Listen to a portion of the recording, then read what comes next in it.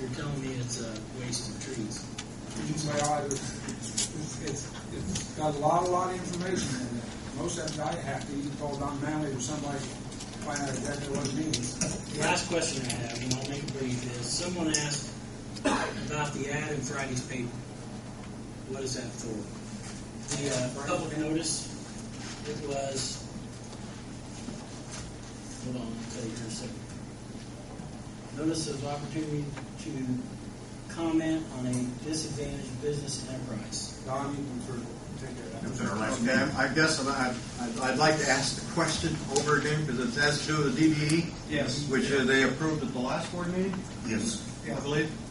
Well, there was an ad in the newspaper. That's what he's asking. Why the ad in the newspaper? Oh, okay. Well, there's part of I'm the law. sorry. The ad in the newspaper is required to be done one time and is required by the FAA for the Disadvantaged Business Enterprise Program. And if I can explain what DBE stands for short. You want to listen to this? Okay. Disadvantaged business. There are two parts of disadvantaged business. One part is that you have to be minority business. So in order to be minority, you have to own 51% of it, and you have to be a minority person.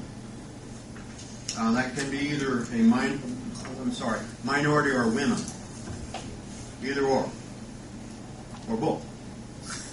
That's one part. The other part's financial. That's the disadvantage.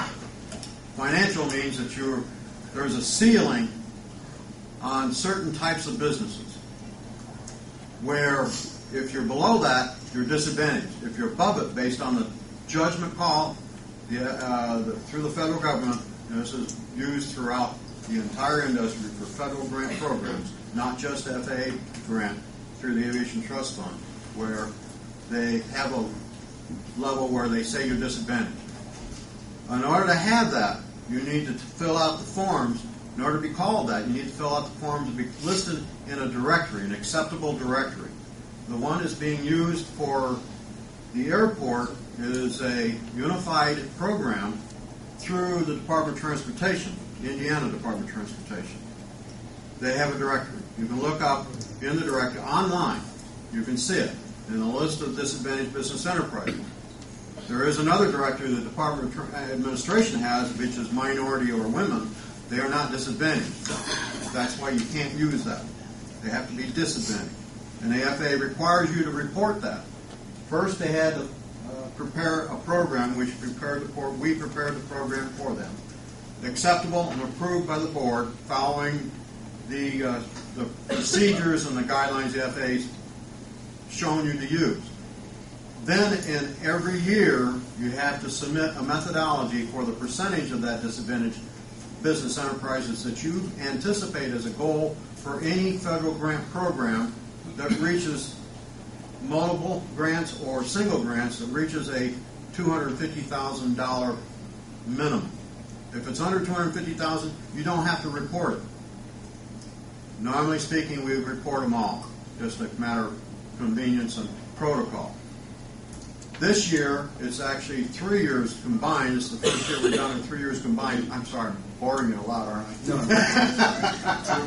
I was late at the brickyard yesterday. So. I get too technical, but anyhow. So anyhow, it's just one of those things that you have to follow and you're required to do every year, or now it's at every 3 years. So that's the program. For the record, John, I did not know who gave a gift until I was given that question. And furthermore, I did not know it was a secret. It's not a secret. It's that the Whatever donor it was. wished to remain anonymous. That was the Okay, condition well, I of his didn't know gift. that. You didn't know that? I didn't know that whoever it was wanted to remain anonymous. Right. And here's another thing that I've been noticing between, maybe it's just me, or what it is in this board, is if you want, the main thing is we all got to get along. Right. And if we don't have better communication between the two of us, the council and the Board of Aviation Commission, then we're never going to get along to the point where we need to for the airport to go where we say it needs to. So that's why we have tons of questions. That's why we felt like we were not communicating with, and that's why I asked the questions that I did. It wasn't to be harsh. It wasn't to step on anybody's toes. This was a discussion between the City Council and the Board of Aviation Commissioners.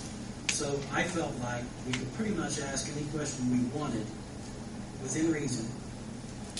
And if we couldn't get an answer, like you said, Mr. Trevor, we would get an answer later. And that's I've got a list of some of the that's items. been sufficient. But what I'm trying to say here is we need to get on better speaking terms with each other. And I, for one, am willing to do that, but I want to hear that out of the rest of the board that you're willing to do that. I mean, it's a two-way street.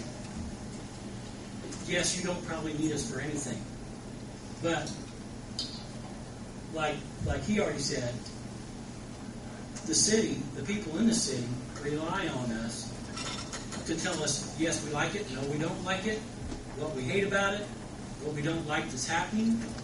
We have to report that back. That's why I made the statement, and it was oversized in the paper, that we report to the taxpayers. Because we do. And I just want to make that statement that, yes, I don't like some things people do, and you don't like some things, what some people do.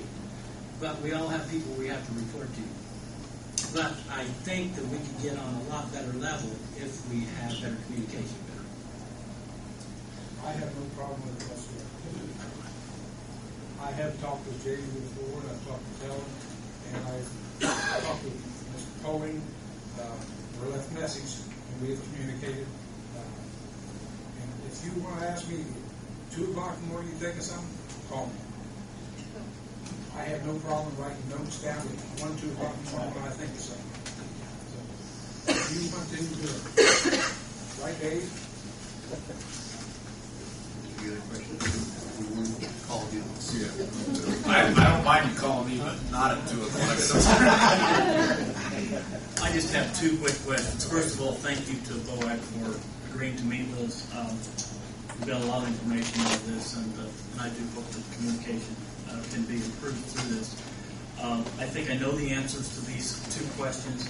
Bill's pretty much covered all the questions I had except these 2. There's been a concern about the recreational area where the airport currently is and where it's being expanded.